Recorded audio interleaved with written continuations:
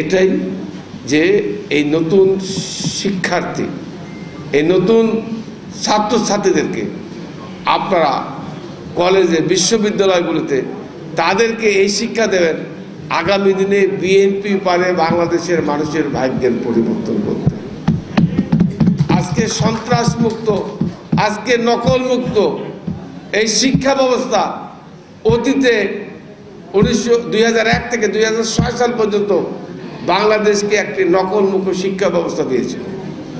সেই শিক্ষা ব্যবস্থাকে আওয়ামী লীগ ধ্বংস করে দিয়েছে।